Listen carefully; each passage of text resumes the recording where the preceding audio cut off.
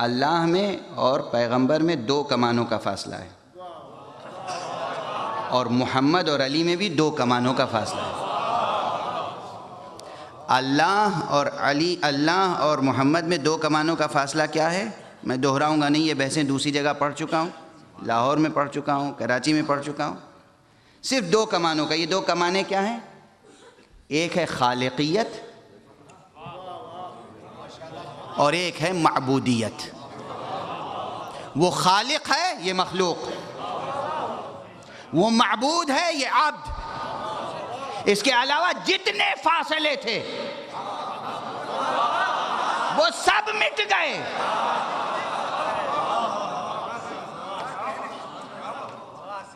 یہیں تک گفتگو پہنچنی تھی۔ آپ اچھی طرح اس گفتگو کو اس لیے اپریشیٹ نہیں کر پا رہے ہیں اس وقت کہ وہ دلائل درمیان سے غائب ہیں پورے۔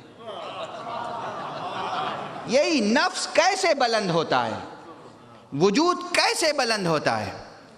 جب خدا نے کہا طلب کرو، مصطفیٰ نے طلب کرنا شروع کیا، تو جو کچھ دے سکتا تھا خدا نے دیا، جو کچھ لے سکتا تھا وہ بندے نے لیا۔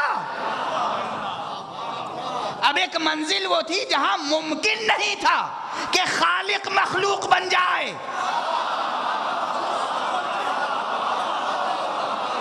یہ ممکن نہیں تھا کہ معبود عبد بن جائے۔ یہ وہ سرحد تھی جہاں طلب اور عطا کی حد تمام ہو گئی۔ قاب قوسین او ادنی۔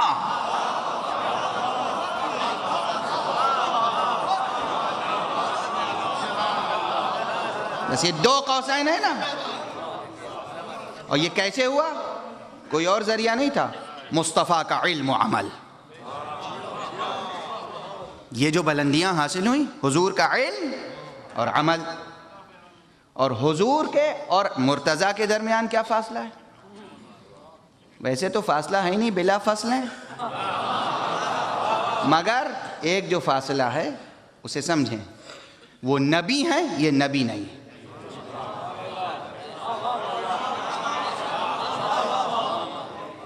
وہ رسول ہیں، یہ رسول نہیں۔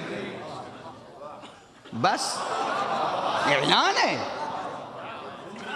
انا مدینۃ العلم وعلی بابھا، میں شہر علم ہوں، علی اس کے در ہیں۔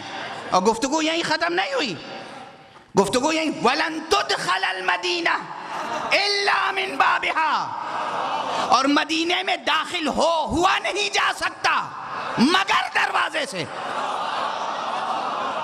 یہ جملہ ہم نے نہیں اضافہ کیا، خود پیغمبر نے کہہ دیا ہے، تاکہ وہ امکان بھی ختم ہو جائے، کوئی یہ سوچ بھی نہ سکے کہ در چھوڑ کر بھی جا سکتا ہے۔ جا ہی نہیں سکتا، نہ دریچے سے نہ دیوار سے، جائے گا تو بس در سے جائے گا۔ نبی وہ ہیں، نبوت ان پہ ختم ہو گئی، رسول وہ ہیں، امام المرسلین ہیں، علی امام الاولیاء ہیں، علی خاتم الاوصیاء ہیں، علی امام الاولیاء ہیں۔ انہوں نے بتایا کہ پیغمبر کا رتبہ کیا ہے، انہوں نے بتایا توحید کیسے سمجھی جائے، کیسے بیان کی جائے، نفس انسانی کی تربیت کیسے کی جائے۔